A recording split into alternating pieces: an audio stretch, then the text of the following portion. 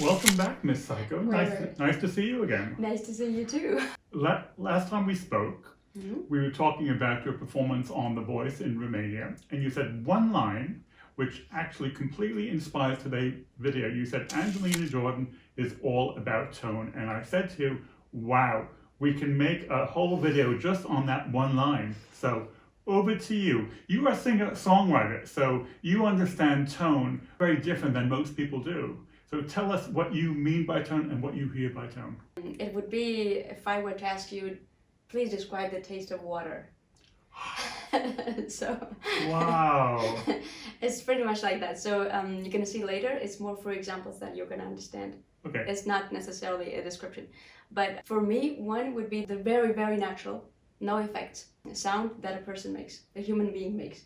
When they speak, when they sing, just their natural speaking Yeah, voice. natural voice. And if you look at my video, The 41 Voices, you see that I can go into a few techniques of different singers. And with that to me, basically I did 2 videos on that. I did the 41 Voices, and then I did one, if I remember, it was Do They Really Sound Like Christina Aguilera? And I put Angelina Jordan, I think it was Most Born Original in the end, something like that. I don't remember. Okay.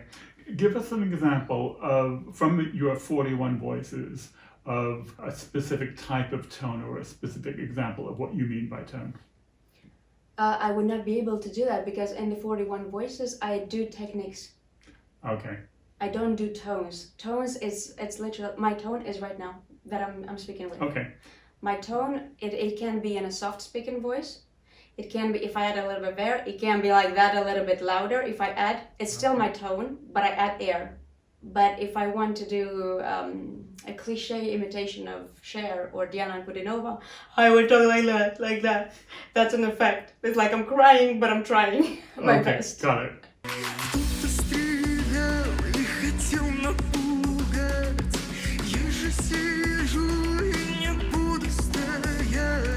There's certain specific techniques that help you to imitate a singer more or less well, but it's their natural tone in some cases that makes it unique. For example, Christina Aguilera, she has a manufactured technique. Okay. Like it's not her natural tone. But anyone else who tries that technique, you just think, oh yeah, she's impersonating Christina Aguilera, or he or she. But it's still their unique tone that makes that sound. Got it. So I know that, for example, my speaking tone makes it, if I can imitate Christina Aguilera, if I try, I will be closer than somebody else that would do like that. Just because my natural tone is closer to hers.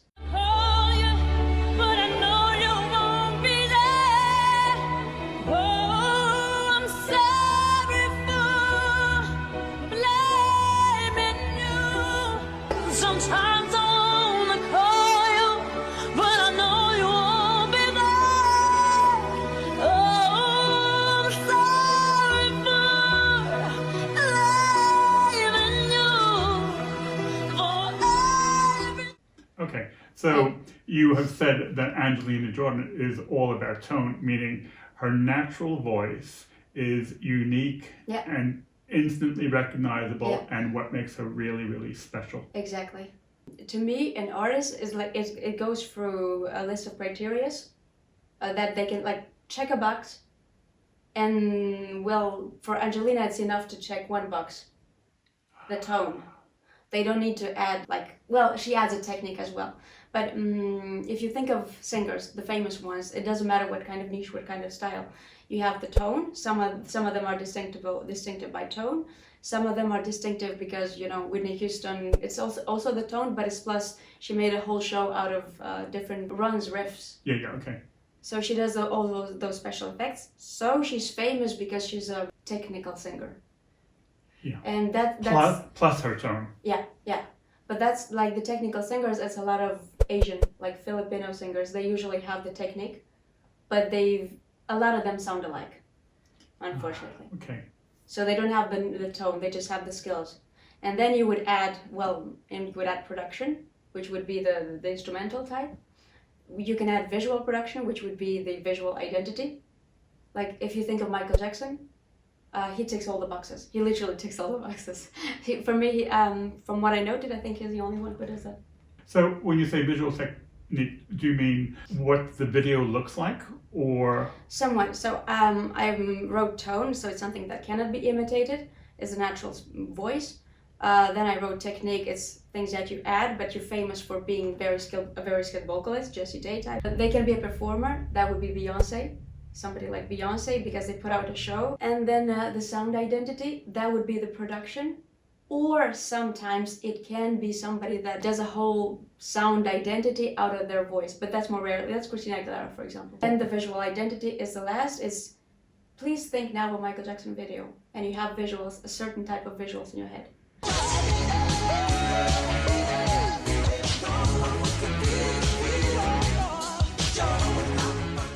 If I say, please think now of a Whitney Houston video, there's none. You can't think of one. Okay. And you'll think of some dances, some moves, something that is visual that you associate them with. Some people argue that, visual identity can be Ariana Grande's ponytail. Because it's an image that they put out. A visual identity can be Amy Winehouse with the hairstyle. But to me, it's not enough. But in some cases, it can be. For example, the Michael Jackson, because of the way he dresses. But he also adds the dance moves to that, so you kind of associate it. So someone like Angelina Jordan, where maybe the only box which is ticked is tone. And technique. And technique. Yeah. Okay, but the tone would be enough, Yeah. and the production would not really be necessary to increase the song, to make the song better. I think it would help her become famous, but it's enough already. Okay. Shall I give you an example of a recent Angelina Jordan? Yeah. Bring it on, my heart is strong. There's nothing I won't do. Try to knock me down, I scorch the ground. The smoke will be my proof. You thought you stole my fire, my soul. What you don't understand is that pressure builds, but I'm here still, like diamonds in the sand. I glow. Ooh, I like that. Wait.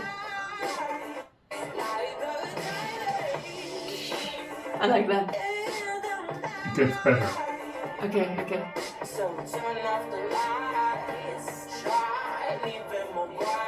I think that's a direction that it's not really that far. Oh, never mind. It's not easy to say it. It's not easy to say it.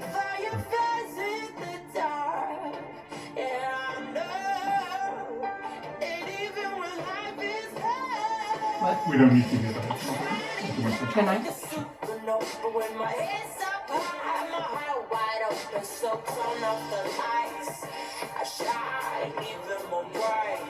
Oh.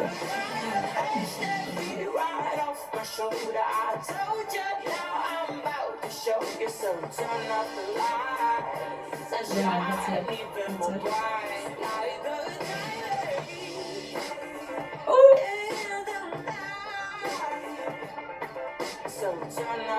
I pay a lot more attention to production than last year. I'm not even listening to the voice anymore. I'm like, how do they enhance that part?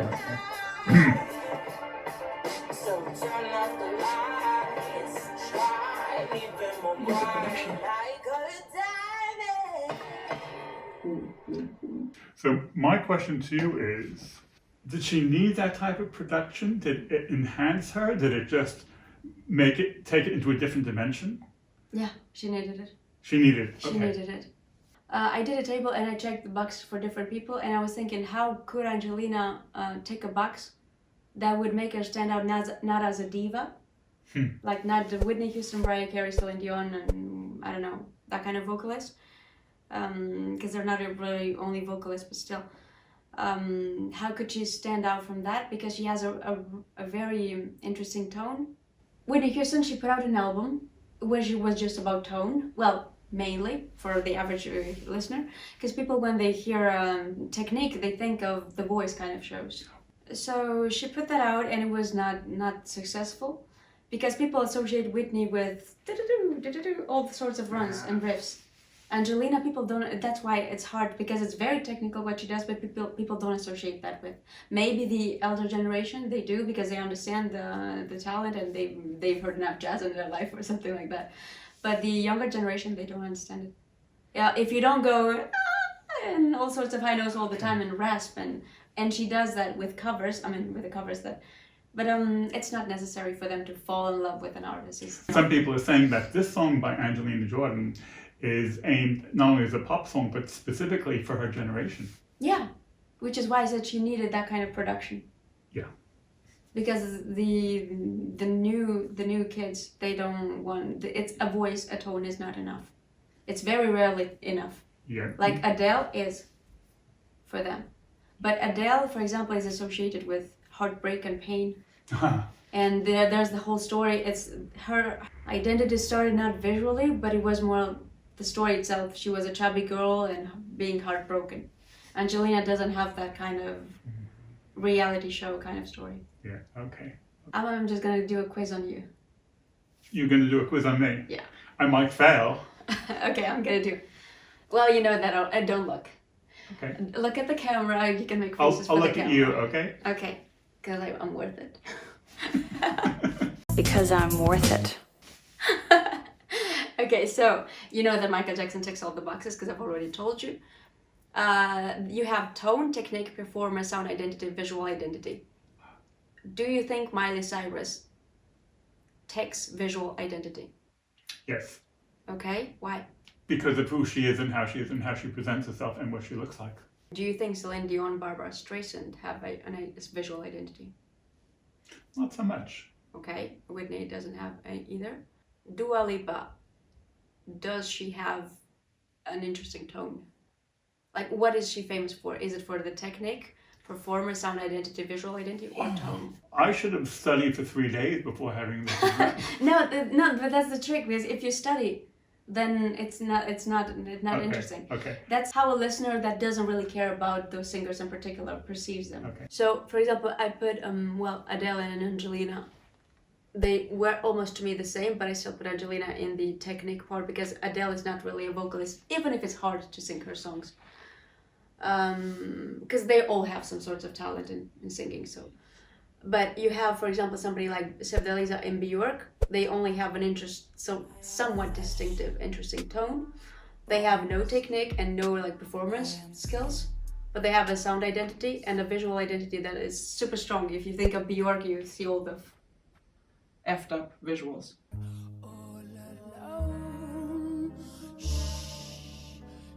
And so peaceful until If you look at somebody like Ice Free Peak, which is a Russian band, tone is missing, technique is missing, probably performer, but still it's putting out a whole virtual show online.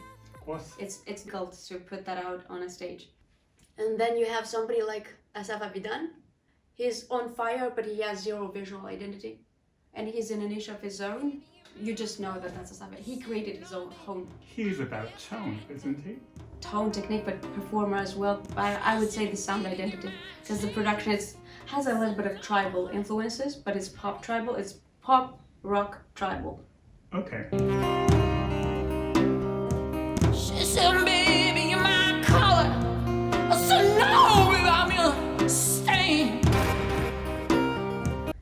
What I shown you, it's not enough, but he makes a career out of it and he does very, very well. Yeah. And maybe the Diana Ankurinova, because I think... Yeah. And Diana, for example, is somebody who would not be famous for technique, again, even if it's difficult to do, but she would be famous for the tone because it's such a unique tone. Of course. And then I put a 0 for the sound identity just because based on the TV shows, you can see what she can become, but based on what she puts out, usually there's no identity there. Yeah, fair enough. And the visual identity, it's there because you see the whole potential. Now, let's move on to, you're a singer-songwriter, and if you were thinking about writing a song for Angelina Jordan, where would you begin? We think of visuals. Okay, what vibe do you want to get in? Do you want to think of the sea, or do you want to think of a room? Are you going for a bad situation and you're crying on your pillow, what is happening? So we did a song together and we thought, for example, of the sea, what does that inspire us? And we thought, okay, we could have wind, we could have the topics that we were in. That's not the topic of this video. So in my case, I always start with, what does she as a person inspire me? I used to associate Angelina with somewhat Adele, but Lana Del Rey direction. But like an Amy Lana, because Lana Del Rey has some sorts of elegance. But as a caricature, it's like her themes and her songs is like the escort of a rich guy. Right. So Okay. there's somewhat class, but it's like the sad, depressed girl waiting for a rich man to save her. So those Okay. kind of aesthetics. And by contrast, Amy, for example, she could be just a broken heart girl singing in the bars, but she's like post that era. Post the escort. You could relate it to that. But Angelina is none of the side chicks. She's the wife. The wife. Wonderful image. Wonderful. Which is why I thought that they would hate me. So when you say that, you mean Because she's wholesome. You look at her and you think of status. That's the music that inspires me. How do you freaking make that commercial? Because it's not relatable, and commercial has to be somewhat relatable, or people would want to join her universe. And if you look at movies, because a lot of the times the images that we have of other people is from movies. The Barbie movie. Mm-hmm. Think of Margot Robbie being Barbie, and think of Margot Robbie being the side chick from Wolf of Wall Street or whatever. It's two very different, even as an actress. But we have a perception of her. Is she a smart actress or whatever? And it's similar with Angelina. What kind of image would she put out? Because she started with the bare feet. Mm-hmm. That can be like there's certain purity. But because she's evolved, she was a teenager, so she's evolving, and now she puts out more classy songs. How do you take that essence and put it into something commercial? Think of Suits, Scandal, or like politics serials. You think of, I mean, some sort of elegance in the movies, and they usually have heavy drums. I'm another generation, so I'm gonna say they have a lot of swag. So it's like I'm in a suit, but I'm powerful, and I'm just gonna walk straight, and I'm gonna erase everybody, something like that. Okay. But the drums, the production creates that. And when I thought about in what direction she would fully develop, I actually thought of villain type of songs, and Adele, Rolling in the Deep, and it was that kind of Wow. heavy drums. Because she was singing Rolling in the Deep when she was 5 and 6.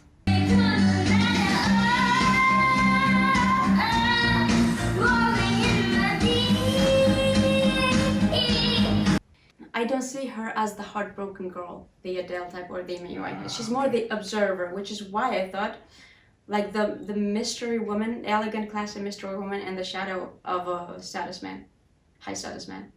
That's why I'm exaggerating because I'm making it by contrast. Again, I'm making it everything that I say is by contrast to what other artists do. Somebody like Diana Ankudinova, I would not see her that way at all. She's Yeah. like from the forest. But it's very interesting that you say Angelina Jordan could fit in with the wife image. That's like novel. I haven't heard that before. No, there's a difference. When you say wife, you often think of an Eastern European woman in the kitchen. Well, that's my Eastern European perception. Okay, that's a whole nother. No, I'm video. thinking like first lady. First lady. Yeah, like that kind of direction. Okay, so for meaning a classy wife. Exactly. Got it. There's a slight difference. Okay. Now, if you were writing a song, and Angelina Jordan is now based in LA, if she had been based in Norway for all of her 17 years, do you think you would have written a different song for her if she were based in Norway still, as opposed to her being in LA? Do you think you would have a different type of spin on the type of song that you would have written? If I were asked to do that, I would be forced to do a different style, but I would probably not be able to do it because I don't think that she fits the wilderness of the Scandinavians, because Aurora kind of visualized like the freedom and the Celtic universes, like Irish, Norway, Finland. There's something about freedom and wilderness. Okay. And it was almost tribal, but very commercial tribal. Okay. And Angelina's more like that.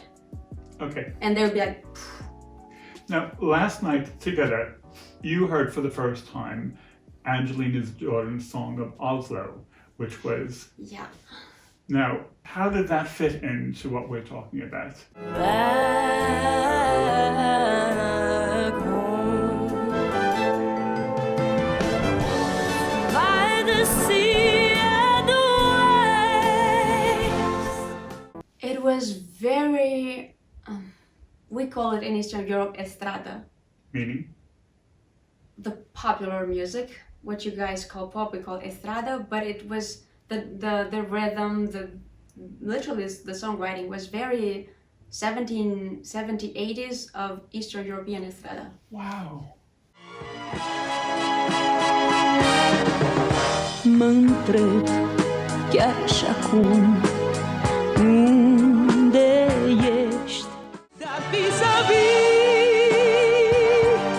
aș crede că visez. Dar fi să vii, fată dragă, nu fi tristă, fiindcă e păcat. Okay. So it had something old school in it, Yeah. the phrasing, the longer notes. Interesting. Interesting. It comes naturally to her to write something James Bond direction or old money aesthetics. Which brings us really to the wider question: how does the spin of a culture filter into the spin of a song and a songwriter? That is a very, very complex interaction, how that chemistry mixes. You know, for example, if you were writing a song where Angelina Jordan was only based in Norway, as opposed to Angelina Jordan's based in Norway and then California, it's a different spin, and there are cultural overlays. So, for example, you are thinking about projects for Eurovision in France and Eurovision in Romania. So you probably have a very different approach because there are two totally different cultures of how you would approach a song. There's not many singers that involve their cultural background into their music. There's a few who do that. One is Tamino, he's a Syrian singer.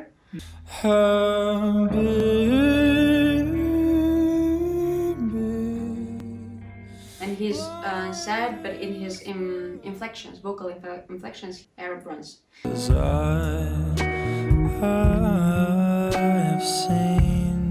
Fauzia, she does that as well. Everything is commercial, but the inflections, nothing else is Arab. How about we play a game? I know you like it. Ooh, you stay as far as you can. Then you have Diana Kudinova with the yodeling.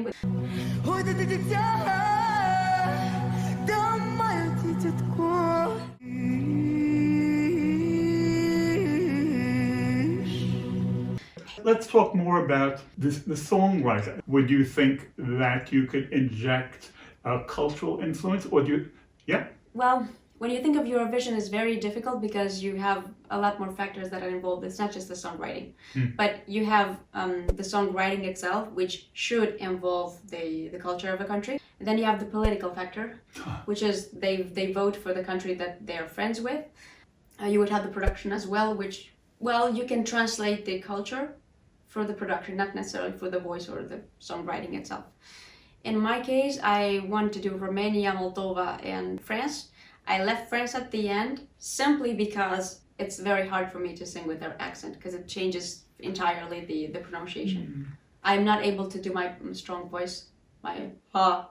I cannot do that in French because it changes the technique. Ah, but they never say ah, they say ah, a little bit like that. So of course the sound will be different. It's not because I can't do it, it's because it's not possible to do it. Okay, but for example, if you were writing a song for a Romanian audience, might you lean more towards emphasizing the hardship of life than you might if you were writing a song for France? Romania, my first hint is they don't have many political friends. They always finish amongst the last. So I'm thinking, okay, I would need to have a commercial song that simply trends well on the radio, not something very unique. The second with Romania is they tend to whine a little bit less than the Moldovans as people. So they usually send classic club songs. I mean, I'm exaggerating a lot, but that's more or less the vibe because we don't have that much time. Moldovans, they can send drama and madness. So I will do it a little bit more tribal, but commercial tribal this time, not like last year. And they would send somebody with a stronger voice, even if I'm not gonna do that.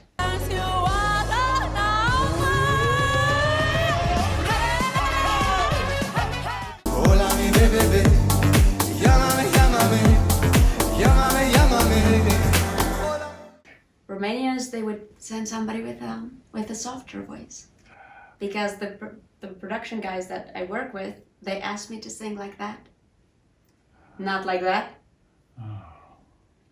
And France, it's disconnected from both of these. France is a lot of, they're also more classic, but it's a lot of anxiety in their songwriting. If you listen to their songs, it's romantic, but it's often pain and I'm the thinker, thinking of the philosopher attitude. Rodin? Yeah, why not? Hey, well done. Elle dit qu'il n'est jamais très loin, qu'il part très souvent travailler. Maman dit travailler c'est bien, bien mieux qu'être mal accompagné, pas vrai? Je veux qu'on m'écoute, oui, je veux qu'on me comprenne. Je veux aimer savoir pourquoi je suis là. Je vais au pôle emploi, la morale à plat. And or Serge Gainsbourg. Gainsborough. Yeah. He was married to Jane Birkin. Yeah. Je vais et je viens entre tes reins. A lot of it, if you look back in time, it has some intensity, but passion, but a little bit of anxiety that it can give you. If you look at Indila Stromae, they play a lot with anxiety. And it's almost like tango kind of anxiety. Yeah, okay.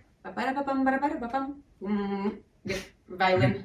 And it's like, hey, and those kind of moods that Because just go in. culture and songs and culture and songwriting, that type of combination is not something which is really thought about and really discussed. You know, they're considered to be completely as separate entities. And for all the right things. Because if you do Eurovision, you're representing your country. If you do music, you're representing yourself, and that doesn't always fusion. Okay. Yeah. But even independent of Eurovision, sometimes a song can sort of like capture what the culture is about or what the country is about, even independent of Eurovision. You would have to make the choice of embodying your culture into your songs. Do people really want to listen all the time to Arab-inspired songs? Do they? I mean, it depends. It's a choice. You as an artist, you make that. Okay. Which is why the popular songs they often miss any kinds of identity. Okay. But it's on purpose. So, what have we learned today? We've learned that Angelina has the image of a classy wife.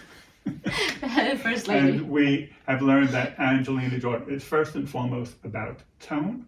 And when we have layered the production on, as we heard with Diamonds, it works really, really well. But she is almost standalone with her tone. Yeah.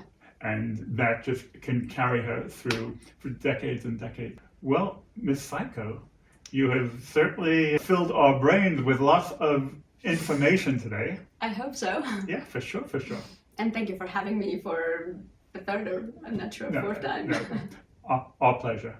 Who knows, you may have to do a fourth one. Probably. I would not mind. Great. Okay, thank you, love.